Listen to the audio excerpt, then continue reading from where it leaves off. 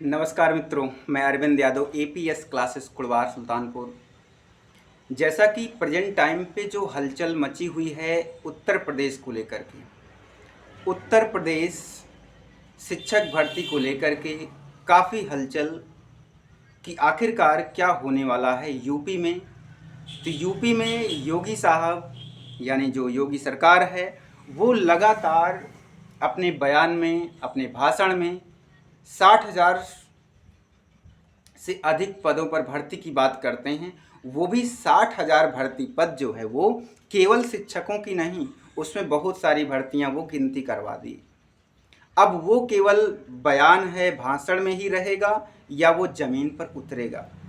तो ज़मीन पर उतरने के लिए हम आपके सामने अभी 2 दिन पहले का डेटा सामने आया है कि जो यूपी में शिक्षक और छात्रों का जो अनुपात है वो कितना है, क्या उस आधार पर यूपी में शिक्षक भर्ती होगी या नहीं होगी, तो आपके सामने ये सारी बातें होने वाली है।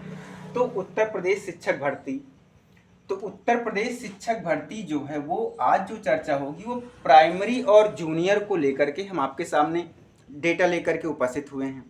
ये डेटा 2 दिन पहले आप इसको देख पाएंगे। हम आपको यहाँ पर ज़रूर इसका जो डेटा निकल करके सामने वो लिखित आया है उसको हम आपको ज़रूर दिखाएंगे। आपको विश्वास रहे बात पर कि क्या यूपी रोजगार देगी या नहीं देगी, क्या है मामला पूरा। देखिए, जैसे अगर हम प्राथमिक विद्यालय की बात करते हैं, प्राइमरी वाले जिसमें बीटीसी डीएलएड ये लोग सम्मिलित होंगे, उसमें प्राथमिक विद्यालय की जो संख्या है वो इतनी है, ठीक है, मतलब 1,11,614। अब इसमें जो बच्चों का नामांकन हुआ है वो करोड़ों में हुआ है, इतना बच्चों का नामांकन इतना हुआ है, ठीक है। इतने विद्यालय हैं, इतना नामांकन है और इनको क्या करना है, अपना अनुपात पूरा कर दिखाना है कि मुझे शिक्षक भर्ती देनी ही नहीं है। तो आप टोटली बात को समझ लीजिए क्या है कि आएगी वैकेंसी प्राइमरी जूनियर की कि नहीं आएगी, आप खुद समझ पाएंगे क्योंकि सरकार की मंशा पहले से भी कुछ आप लोग जान पा रहे हैं। तो इन्होंने कहा कि अब इतने विद्यालय हैं, इतनी बच्चों की संख्या है, तो अब शिक्षक कितने कार्य कर रहे हैं, जो इनके सरकारी शिक्षक हैं वो काम कर रहे हैं 3,98,590। तो अगर इन शिक्षकों के और छात्रों के अनुपात को देखें, एक शिक्षक पर 30 बच्चे आ रहे हैं, एक शिक्षक पर 30 बच्चे आ रहे हैं, जब केवल इतने बच्चे हैं और मतलब अध्यापक जो हैं इनके इतने हैं। इसी में अगर शिक्षा मित्र भी हैं, शिक्षा मित्र की संख्या कितनी है भाई, इतनी है, 1,43,450। प्राइमरी की बात कर रहे हैं भाई, तो प्राइमरी में इतने हैं, तब इनका अनुपात क्या हो जाता है, 22:1, यानी 22 बच्चों पर एक टीचर हो गया। तो इन्होंने कहा भाई कि मेरा जो रेशियो है वो तो पूरा है, तो वैकेंसी किस बात की आएगी। प्राइमरी आप समझ लीजिए, वैकेंसी इनकी जो वैकेंसी है वो भाषण में ही रहने वाली है, इसलिए आपको कुछ ना कुछ आने वाले फ्यूचर में कुछ ना कुछ करना पड़ेगा। यानी 2027 अगर आपको यूपी में रोजगार चाहिए तो ये मत सोचिएगा कि क्या है कैसे, ये बातें कंफर्म क्लियर डेटा है भाई। तो इतना इनका इन्होंने कहा कि मेरा जो शिक्षक और छात्र का जो अनुपात है वो बराबर है, प्राइमरी में मुझे कोई तकलीफ नहीं है, यहाँ पर कोई वैकेंसी।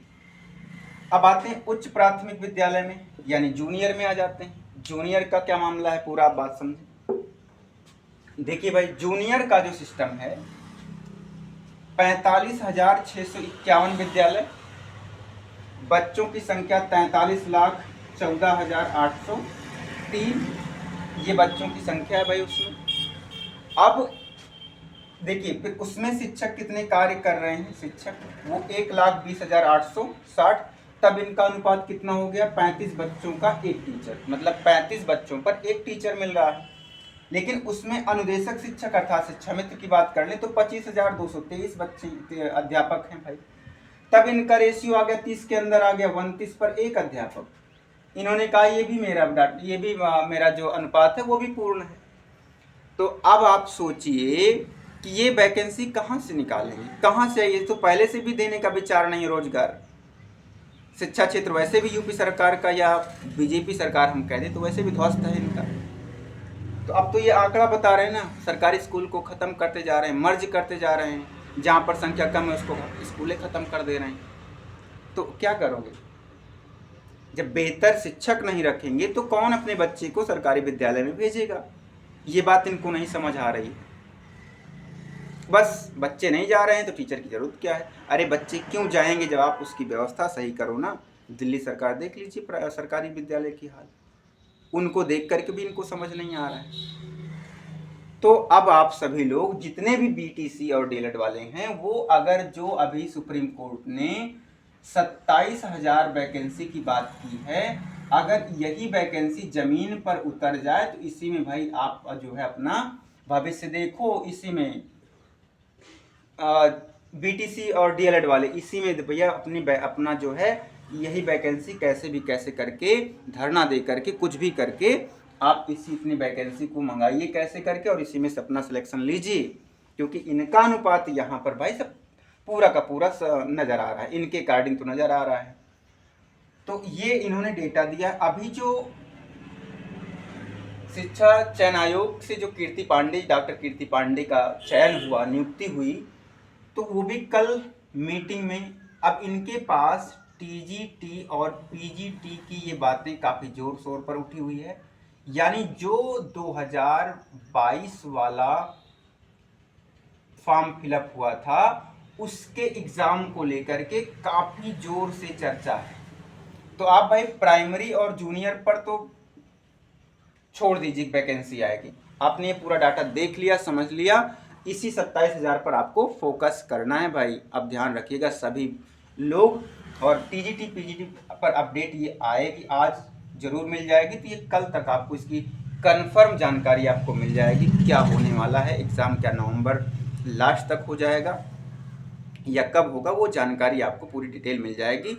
और सभी जानकारी के लिए और अपने क्लास टीजीटी पीजीटी और 11-12 के बायोलॉजी के लिए आप इस चैनल को सब्सक्राइब भी कर सकते हैं, अपने दोस्तों में शेयर भी कर देंगे, क्योंकि बहुत सारे ऐसे अभ्यर्थी होंगे जिनको ये चीज़ें नहीं जानकारी होगी कि सरकार की बात, सरकार की मंशा क्या है।